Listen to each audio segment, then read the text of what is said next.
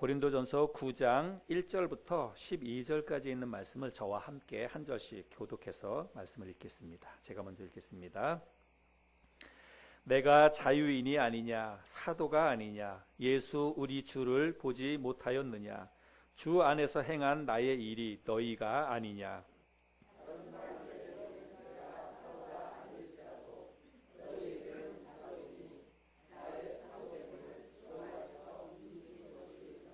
나를 비판하는 자들에게 변명할 것이 이것이니 우리가 다른 사도들과 주의 형제들과 게바와 같이 믿음에 자매된 아내를 데리고 다닐 권리가 없겠느냐.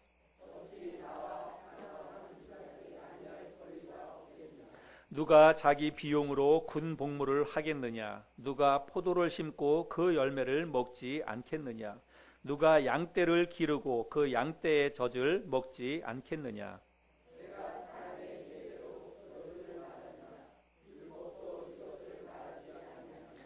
모세의 율법에 곡식을 밟아 떠는 소에게 망을 씌우지 말라 기록하였으니 하나님께서 어찌 소들을 위하여 염려하심이냐.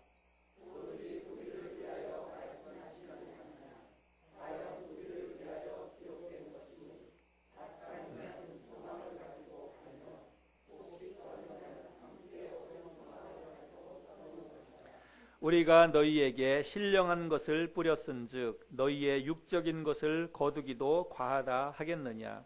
다른 이들도 너희에게 이런 권리를 가졌거든 하물며 우리일까 보냐. 그러나 우리가 이 권리를 쓰지 아니하고 범사에 참는 것은 그리스도의 복음에 아무 장애가 없게 하려 함이로다. 아멘. 여러분, 파인애플 스토리라고 하는 이야기를 아시지요?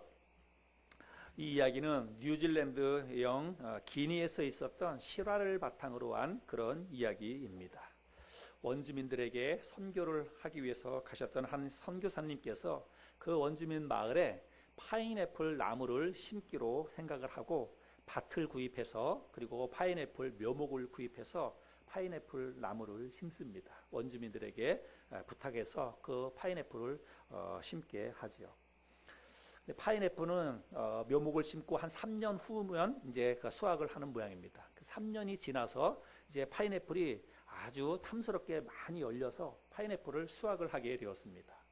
그런데 이제 파인애플을 수확하기로 선교사님이 마음을 먹었는데 수확을 하기 전에 파인애플이 그만 다 없어지고 만 것입니다. 누군가가 다 미리 따가버린 거예요. 그래서 선교사님이 수소문해서 나중에 찾아보니까 자기가 파인애플을 심도록 부탁을 했던 그 원주민이 자기가 심은 파인애플을 다 따가버린 것입니다. 그래서 그 선교사님이 왜 그렇게 했느냐고 가서 따져 물으니까 이 원주민은 그게 자기 거라는 거예요. 그래서 원주민 마을의 그 법은 심은 사람 것, 어떤 곡식이든지 심으면 그게 자기 것이라는 것입니다. 그 마을의 법이 그렇다는 거예요. 그래서 선교사님이 이 밭이 내 밭이고 파인애플 묘목을 내가 돈 주고 사온 것이기 때문에 이 파인애플은 내 것이라고 아무리 설명을 해도 그 사람들이 못 알아듣는 것입니다. 그래서 할 수 없이 다 도둑을 맞았어요. 또다시 파인애플을 이제 심고 가꾸고 해서 또 그 다음에 파인애플이 열렸는데 또 그 파인애플을 수확하기 전에 파인애플이 또 도둑을 맞은 것입니다. 선교사님이 너무 화가 나가지고 선교고 뭐고 이제 다 필요 없다 이런 생각도 들고 그래서 자기 자신이 그 병원을 열어서 원주민들을 돕고 치료하고 그랬는데 병원문도 닫아버리고 이제 이렇게 하는 거지요. 그러다가 이 선교사님이 어느 날 갑자기 이 파인애플이 내 것이 아니라 하나님의 것이다 하는 이런 생각이 문득 들었습니다. 하나님이 주셔야 이것을 얻는 것이지 이런 생각이 들었어요. 그래서 선교사님이 마음속에 작정하고 하나님 앞에 기도하기를 하나님이 이 파인애플 밭을 내가 하나님께 바칩니다. 이렇게 해서 그 파인애플 밭을 하나님 앞에 바치기로 결단을 하지요. 그리고 나니까 마음에 평안이 찾아왔어요. 그래서 원주민들이 파인애플을 다 따가도 화가 나지 않는 것입니다. 그래서 원주민들이 파인애플을 따갔는데 선교사님이 화를 내지 않으니까 원주민들이 선교사님을 찾아와서 묻는 거예요. 옛날에는 빡빡 화를 내고 막 그러더니 왜 이제 화를 내지 않느냐고. 그러니까 선교사님 하는 말이 이 파인애플 밭은 내가 하나님께 바쳤습니다. 그러니까 이 파인애플은 이제부터 하나님의 것입니다. 이렇게 얘기해요. 그러니까 원주민들이 그 다음서부터는 그 파인애플을 따가지 않는 것입니다. 하나님의 것이라는 말을 듣고 안 따가는 거예요. 그래서 결국은 그 파인애플을 그 다음서부터는 원주민들과 선교사님이 사이좋게 나눠서 먹게 되었다는 것입니다. 여러분, 사실은 이 파인애플에 대한 소유권, 파인애플에 대한 권리는 누구에게 있습니까? 예, 원래는 선교사님에게 있는 거지요. 예, 원주민들에게 있는 게 아니라 선교사님에게 있는 것입니다. 그래서 선교사님 거예요. 선교사님이 마음대로 따먹을 수가 있는 것입니다. 그런데 만약에 그 원주민 마을에서 선교사님이 계속해서 자기 것을 주장하고 자기의 권리만을 주장했다면 선교사님은 파인애플도 못 먹을 뿐만 아니라 그 마을에서 선교를 할 수가 없었을 것입니다. 마땅히 주장할 수 있는 권리, 그것을 다른 누군가에게 양보하고 다른 누군가를 위해서 그 권리를 포기하는 것은 여러분 쉬운 일이 아니지요. 그래서 만약에 그렇게 하는 사람이 있다면 그 사람은 정말로 칭찬받아서 마땅합니다.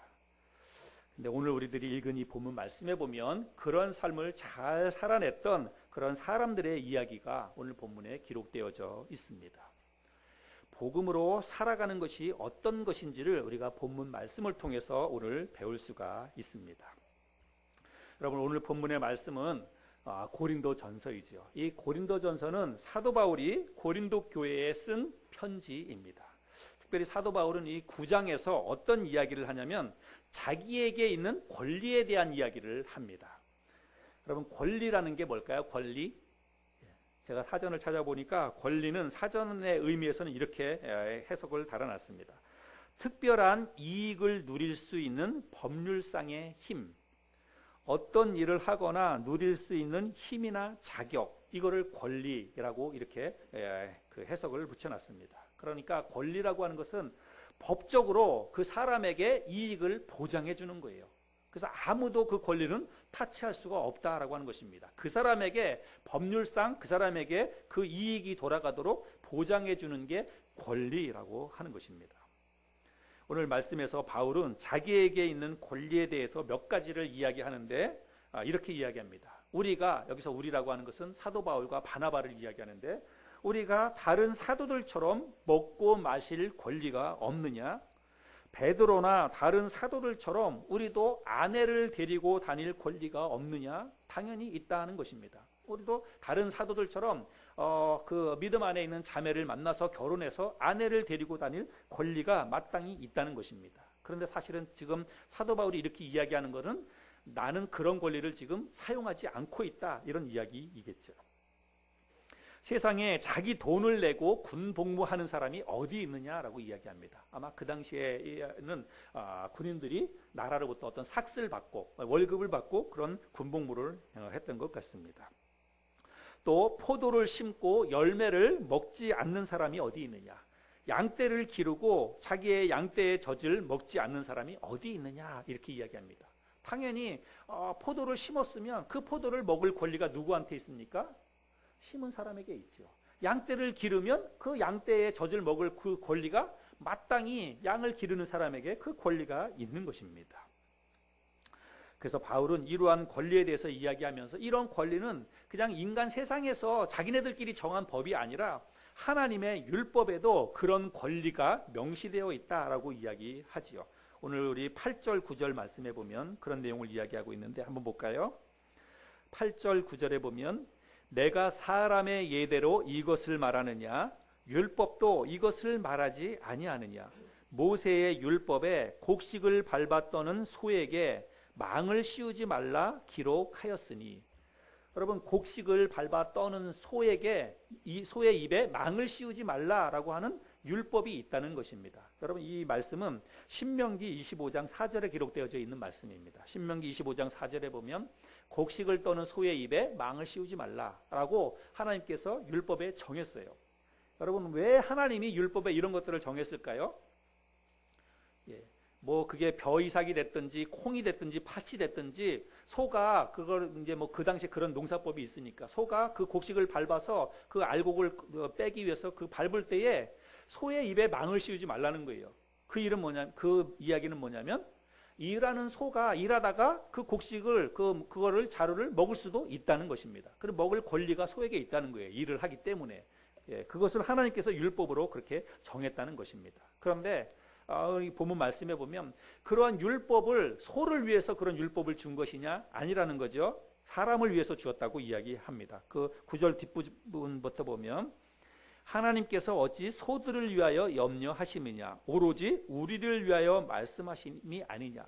예, 이런 율법은 사람들을 위해서 우리들을 위해서 그런 율법을 주었다는 것입니다. 그러니까 이 율법은 우리 인간 세상에서 적용을 해야 되는 거예요. 어떻게 적용하는 겁니까?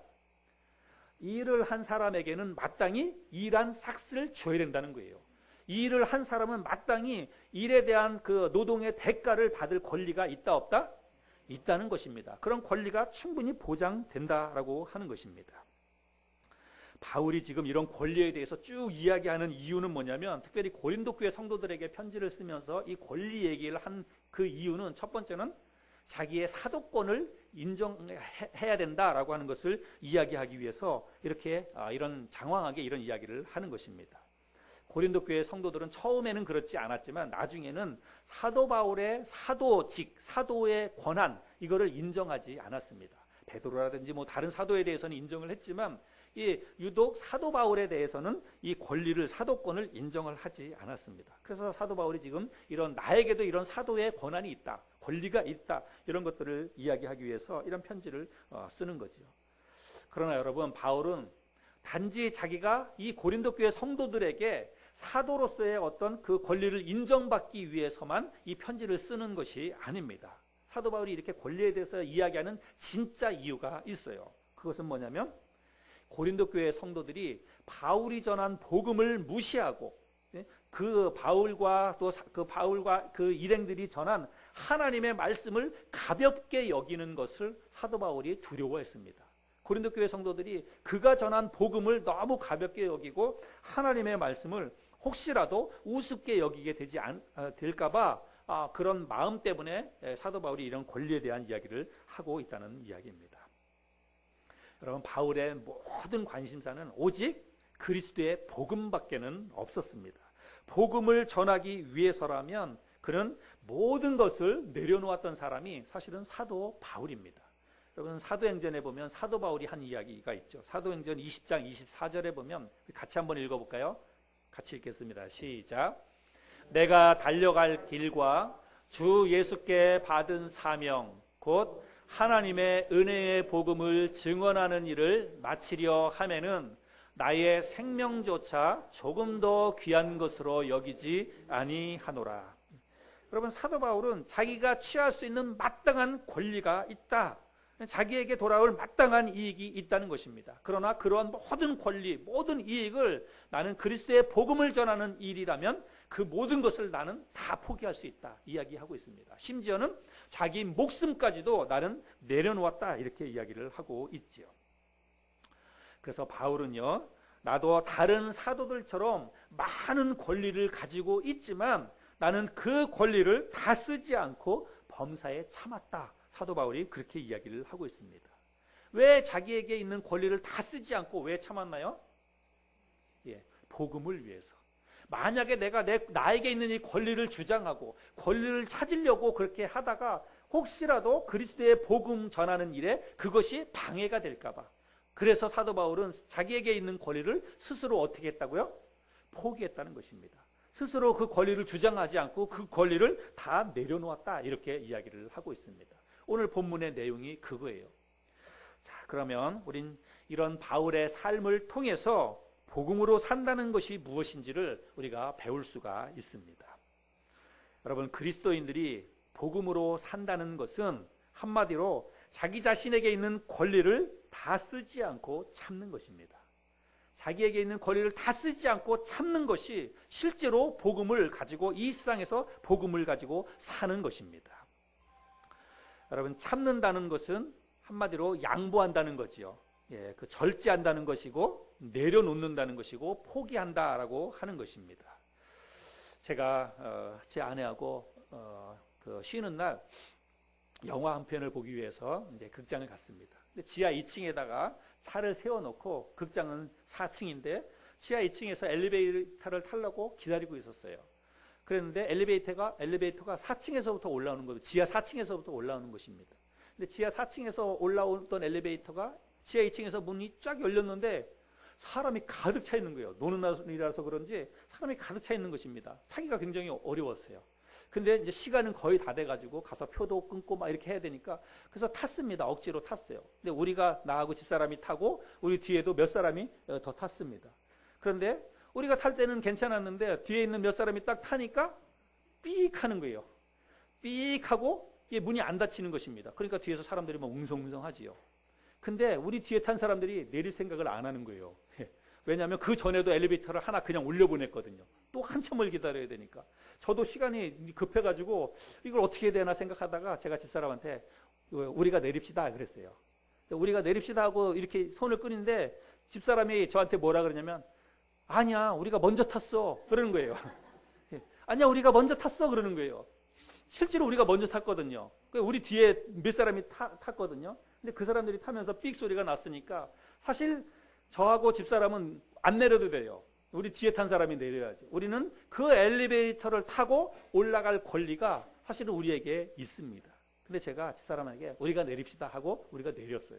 그리고 내리고 반대편에 있는 엘리베이터로 빨리 가가지고 그쪽에 있는 엘리베이터를 타고 올라갔습니다. 여러분 엘리베이터를 타고 올라가는 이런 일은 뭐 별것도 아니죠. 별것도 아닙니다. 제가 예를 들어서 여러분 우리에게 있는 이 권리를 내어놓고 포기하는 것을 내가 설명하기 위해서 아주 별것도 아닌 것이지만 이런 예를 들었습니다. 내가 마땅히 누릴 수 있는 권리, 내가 찾고 내가 가질 그런 그 권리가 우리에게 있지만 누군가를 위해서 내가 그것을 양보하는 것입니다. 다른 사람을 위해서 그것을 내려놓는 거예요. 복음으로 산다는 것은 그런 것입니다. 마땅히 누릴 수 있는, 마땅히 누려도 되는 자신의 권리를 양보하고 포기하는 것. 여러분 이것이 그리스도인들이 이 세상에서 복음으로 사는 하나의 방법이라고 하는 것입니다. 제가 지난주 오후 소그룹 예배 시간에 우리 남자 그 반에 들어갔습니다. 그래서 거기서 나눈 이야기 가운데 이런 이야기를 했어요. 우리가 여러분 안 믿는 사람들이 교회를 올 때에 어떻게 처음에 교회를 오게 되냐면 어떤 누군가의 그 사람에 의해서 사람 때문에 옵니다. 그죠? 이 세상에서 안 믿는 사람들이 교회에 첫 발을 들여놓을 때 뭐 그 교회가 좋거나 아니면 뭐 그 교회 목사님이 뭐 설교를 너무 잘하거나 그래서 교회에 오는 사람들은 거의 없어요. 그냥 내 주변에 있는 어떤 사람들이 한 번만 교회 가보자고 막 억지로 그냥 붙잡아 끄니까 마지못해서 교회를 오는 거예요. 마지못해 교회를 왔다가 은혜를 받고 그래서 말씀을 듣고 그래서 예수님을 영접하고 신앙생활하고 대부분의 사람들이 그렇게 신앙생활을 합니다. 어떤 한 사람에 의해서 교회를 오게 된다는 것입니다. 근데 여러분 또 반대로 사람들이 교회를 오지 않는 이유도 거기에 있습니다. 사람들이 교회를 가기 싫어하는 이유도 어떤 누군가 때문에 교회를 안 가는 거예요. 기도회도 있었고 우리 지난 주간에 텔레비전 방송에도 나왔지만 여러분 이런 일이 한번 텔레비전에 방송에 나오고 그러면 정말 전도하는 게 힘들어지고 교회가 욕을 먹는 것입니다. 저런 교회 때문에 내가 교회 안 나간다고 이야기하고 저런 사람들 때문에 내가 교회 안 나간다고 이야기합니다. 근데 여러분 우리는 뭐 방송에 나오는 그런 사람 욕할 필요 없어요. 다 우리 누워서 침 뱉기입니다. 나 한 사람이 이 세상에서 그렇게 바르게 살지 못하면 그리스도인답게 행동하고 그리스도인답게 복음으로 살지 못하면 나 한 사람 때문에 교회에 나가려고 하는 사람의 그 발걸음을 막는다는 거예요. 저 사람 때문에 내가 교회 안 간다. 저 사람이라고 하는 표현은 아주 신사적인 표현이에요. 저딴 놈 때문에 내가 교회 안 간다. 저딴 놈 때문에 내가 교회 안 간다. 이런 이야기를 한다는 것입니다. 우리가 꼭 손에 전도지를 들고 밖에 나가서 예수 믿으라고 예수 믿으세요 이렇게 이야기하는 것만 복음 전도가 아닙니다. 오늘날 사람들은 그런 방식을 통해서는 교회 잘 안 나와요. 어떻게 해서 사람들을 교회로 이끌 수 있느냐? 나 한 사람이 정말 내가 있는 곳에서 직장이든지 가정이든지 아니면 이 세상에서 나 한 사람이 어떻게 사느냐 그 삶의 모습을 보여줘야 돼요. 제대로 된 삶의 모습을 보여줘야 저 사람이 달라졌구나. 저 사람 옛날엔 몰랐는데 정말 사람이 달라졌다. 사람이 정말 믿을만하다. 이런 소리를 들어야 그 사람 때문에 나도 한번 교회 나가볼까? 사람들이 그렇게 생각을 하고 교회를 나온다고 하는 것입니다. 진짜 사람이 교회 다니더니 달라졌다. 사람이 교회 다니더니 정말 사람이 신실해졌다. 그리고 믿을만하다. 이런 선한 영향력을 사람들에게 미칠 때에 그 사람의 그 삶의 모습을 보고 사람들이 나도 한번 교회 나가볼까? 이렇게 생각을 하고 교회를 나오게 된다는 것이죠. 그러면 여러분, 우리가 주위에 있는 사람들에게 이렇게 아름다운 좋은 평판을 듣고 좋은 소문이 나야 되는데, 그래야 사람들을 교회로 이끌 수가 있는데, 여러분, 그렇게 하기 위해서는 어떻게 해야 되나요? 오늘 말씀에 의하면 그렇게 하기 위해서는 자기 자신에게 있는 권리를 다 쓰지 않고 참아야 합니다. 자기 자신에게 있는 그 권리를 다른 사람을 위해서 양보하고 그것을 포기할 수 있어야 한다는 거예요. 여러분, 제가 한번 예를 들어 볼게요. 여러분, 이런 예는 우리들이 일상생활에서 얼마든지 겪는 일이니까 한번 생각해 보세요. 여러분, 우리가 운전을 하고 가다가 보면 2차선 길이 이렇게 나란히 가다가 1차선으로 줄어드는 데가 있어요. 그렇죠? 그러면 2차선으로 나란히 가다가 1차선으로 줄어들면 운전을 어떻게 해야 됩니까? 지그재그로, 그죠? 한 대 가고 한 대 들어가고 한 대 들어가고 한 대 가고 이렇게, 그렇죠? 지그재그로 해서 그렇게 들어가야 돼요. 근데 꼭 운전을 하다가 보면 내가 들어갈 타이밍인데, 지그재그로 해서 내가 들어갈 타이밍인데 이쪽에 있는 차가 두 대가 나란히 가면서 절대 양보 안 하려고 하는 사람 있어요, 없어요? 있지요. 끝까지. 그래가지고 막 뒤차하고 박치기 할 정도로 막 이렇게 갑니다. 당연히 내가 끼어들어갈 타이밍인데, 내가 당연히 들어가야 되는데 안 껴주고 그냥 자기가 계속 가려고 하는 차가 있어요. 그러면 나도 그냥 이게 뭐 그냥 우리가 그렇게 내가 들어가는 게 맞으니까 나도 막 들이밀지요. 그러다 보면 막 신경전을 하는 거 아니에요? 그러다 결국은 그 사람이 먼저 갑니다. 그러면 속에서 열불이 나요, 안 나요? 내가 당연히 들어가야 되는데 저놈이 나한테 양보 안 하고, 그러면 우리가 뭐라 그래요? 이런 네 가지가 없다고 얘기하면서 끝까지 이렇게 쫓아가는 거예요. 그렇게 뒤따라가면서 화가 나니까 저놈의 그야말로 얼굴 한번 보고 싶은 생각이 들지요. 그래서 꼭 지나가면서 한번 이렇게 지나가면서 얼굴을 꼭 봅니다. 어떤 놈이길래 도대체 운전을 저렇게 싸가지 없게 하는지 이렇게 생각을 하는 거예요. 근데 그 뒷차를 막 따라가는데 그 차가 앞으로 막 가다가 오른쪽으로 우회전해 가서 슉 들어가요. 근데 여러분, 오른쪽으로 슉 들어가는데 보니까 어떤 교회로 딱 들어가는 거예요.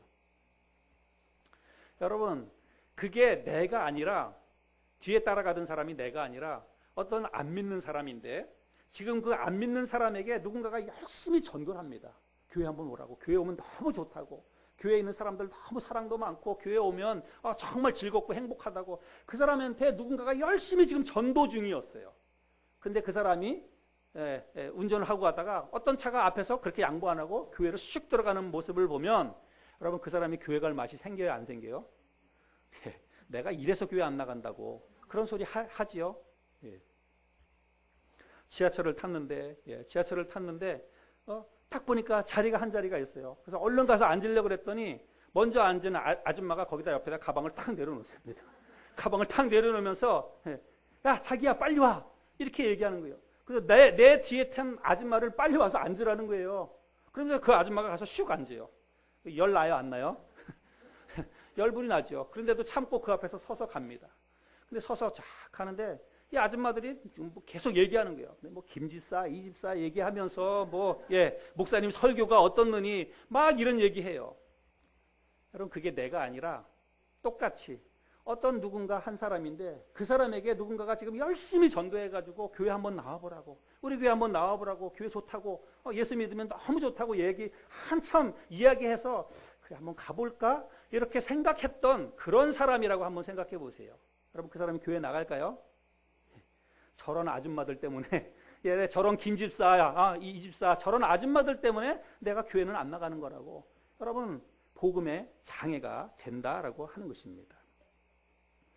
복음으로 산다는 것은 뭐 거창한 게 아니에요. 여러분, 복음으로 산다는 것은 뭐 늘 우리가 성경 말씀 읽고 기도하고 막 그렇게만 사는 게 복음으로 사는 게 아니라, 실제로 우리가 일상생활에서 아주 작은 일에서부터 자기 자신의 권리를 포기하는 것입니다.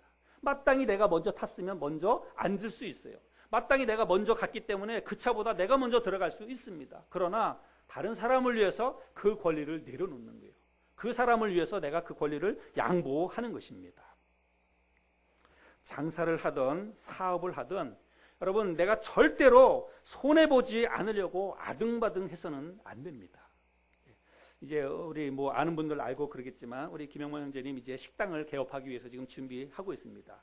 여러 가지로 고생을 많이 하고 있는데, 지난주에도 우리가 그런 얘기했지만 특별히 이렇게 먹는 음식, 식당이나 이런 데는 정말 가장 중요한 덕목이 있어요. 그래서 우리 지난주에도 같이 이야기하고 그랬는데, 조금 손해보더라도 정성을 다해야 됩니다.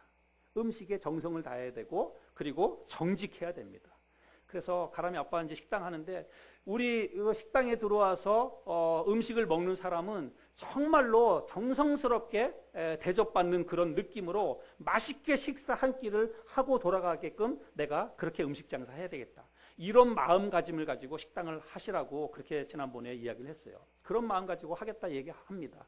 손해보더라도 정말 맛있게 정성을 다해서 음식을 대접하겠다, 이런 생각으로 식당을 지금 준비하고 있다고 그렇게 이야기를 들었습니다. 여러분, 그렇게 해야 돼요. 그렇게 해야 잘 될 수 있습니다. 백화점이든 시장이든 우리가 어디 가서 물건을 살 때 여러분, 그 한 푼이라도 더 깎으려고 막 아등바등하고 실랑이 하고, 여러분 그러지 마세요. 내가 적어도 교회 다니는 사람이라고 내 스스로 이 가슴에 명찰을 달면, 뭐 그런 명찰은 보이지 않지만 나는 알잖아요. 내가 알잖아. 내가 교회 다니고 내가 오랫동안 교회 다녔다고 내 스스로 내 가슴에 그리스도인이라고 하는 이 명찰을 단 순간부터는 우리 그렇게 살면 안 됩니다. 그렇게 살아서는 절대로 우리가 사람들을 주님께 인도할 수가 없습니다. 오히려 나의 잘못된 행동 때문에 교회에 가려고 하는 사람의 그 발걸음을 막을 수 있다는 생각을 우리가 해야 합니다. 식당에서 밥을 먹다가 머리카락이 나올 수 있어요. 그러면 어떻게 합니까? 사장 오라고. 사장 오라고. 이 밥 물리라고. 다시 가져오라고. 물론 당연히 그럴 권리가 있습니다. 머리카락 나왔으니까 당연히 그걸 요구할 수 있어요. 그러나 정말 그리스도인으로서 그런 권리를 주장하고 내세우기보다 그냥 참는 것입니다. 그냥 내려놓는 거예요. 마땅히 자기 자신의 권리를 주장할 수 있습니다. 내가 내 눈을 상하게 한 사람에게 똑같이 그 사람의 눈을 상하게 하는 것은, 그거는 여러분 적법한 행동입니다. 오른뺨을 때린 사람에게 나도 똑같이 오른뺨을 때리는 것은 여러분 정당한 방법이에요. 그러나 우리 주님은 뭐라고 얘기합니까? 왼뺨도 돌려대라 라고 이야기하십니다. 속옷을 가져간 사람에게 겉옷도 주고, 오리를 가자고 하는 사람에게 십리를 가라고 우리 주님이 그렇게 말씀을 하십니다. 여러분, 우리는 이 일이 적법한지를 따지기 전에 그리스도인으로서 내가 이렇게 행동하는 것이 과연 적절한가, 이것을 생각해 볼 수 있기를 바랍니다. 여러분, 적법한 것을 따지지 말고 적절한 행동인가, 이런 것들을 생각해 볼 수 있는 저와 여러분들이 될 수 있기를 바랍니다.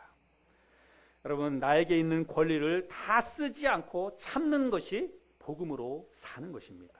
그런데 여러분, 왜 우리가 참아야 되느냐? 그것도 중요하지요. 여러분, 그것이 어쩌면 더 중요합니다. 내가 나에게 있는 권리를 다 쓰지 않고 참는 이유가, 내가 좀 괜찮은 사람이다. 내가 조금 배려심이 많고 내가 이해심이 많은 사람이라고 하는 것을 드러내기 위해서인가요? 아닙니다.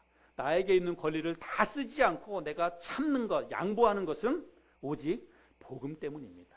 그리스도의 복음을 위해서 여러분 그렇게 하는 거예요. 내가 예수 믿는 사람으로서, 교회 다니는 사람으로서 그리스도의 복음 전도에 혹시라도 나의 행동이, 권리 주장이 장애가 되지는 않을까라고 하는 그런 염려로, 그런 생각으로 인해서 나에게 있는 이 권리를 내려놓아야 한다는 이야기입니다. 여러분, 오늘 우리가 나눈 이 말씀을 여러분의 삶의 영역에서, 다양하게 많은 삶의 영역이 있는데 여러분의 삶의 영역에서 적용하시고 실천할 수 있게 되기를 바랍니다. 여러분 직장에서, 여러분 가정에서, 부부간에도 마찬가지예요. 부부간에도 당연히 남편은 남편의 권리를, 아내는 아내의 권리를 다 주장할 수 있습니다. 그러나 여러분, 그런 권리를 주장하기보다 남편을 위해서, 아내를 위해서 내가 먼저 양보하고 내 권리를 내려놓아야 돼요. 여러분, 이런 거 하나하나를 여러분의 가정에서부터, 여러분 직장에서부터 실천하시길 바랍니다. 시부모님과의 관계에서, 안 믿는 남편 혹은 길 가다가 우연히 마주친 그 누군가의 관계 속에서도 여러분 마땅히 주장하고 마땅히 요구할 권리가 있어도 여러분 참아보시기 바랍니다. 참고 내려놓으시기를 바랍니다. 구원받은 게 분명하다면 우리는 우리 스스로에게 내 오른쪽 가슴에 우리는 명찰을 달고 사는 사람입니다. 나는 그리스도인이다 라고 하는 명찰을 달고 사는 사람이에요. 다른 사람이 보지 않더라도 하나님이 보시고 내 자신이 알고 있습니다. 그러면 여러분 그 순간부터는 우리는 내 자신의 행동에 책임을 져야 합니다. 내가 잘못 살면 여러분 우리 아버지가 욕을 먹는 거예요. 내가 잘못 살면 우리 교회가 욕을 먹는 것입니다. 여러분 지금 우리 이 교회가 얼마나 많이 욕을 먹고 있습니까? 잘못 살고 있는 사람들 때문에 얼마나 많이 욕을 먹고 있습니까? 복음 전도하기도 힘든데 여러분 그런 일이 한번 생기고 나면 전도의 문이 확확 막히는 거예요. 교회 가고 싶은 사람들이 그야말로 정내미가 뚝뚝 떨어져가지고 아주 교회라면 막 치를 떨고 그렇게 돼버리는 것입니다. 여러분 우리는 절대로 그런 삶을 살아서는 안 됩니다. 나의 권리 주장이 복음 전도에 혹시라도 방해가 되지 않는가 생각해보고 마땅히 찾고 마땅히 누릴 권리라 할지라도 덕을 위해서 혹은 복음 전도를 위해서 다른 사람의 유익을 위해서 우리가 기꺼이 그 권리를 쓰지 않고 양보하고 내려놓을 때에 하나님이 영광을 받으시고 그것을 통해서 전도의 문이 열린다고 하는 것입니다. 그것이 바로 우리가 실제로 복음으로 사는 것입니다. 오늘 함께 나눈 이 말씀을 잘 기억하고 이번 한 주간에도 우리에게 있는 모든 권리를 다른 사람을 위해서 하나씩 하나씩 양보하고 내려놓고 그래서 실제적으로 복음을 살아갈 수 있는 저와 여러분들이 될 수 있기를 바랍니다. 기도하겠습니다.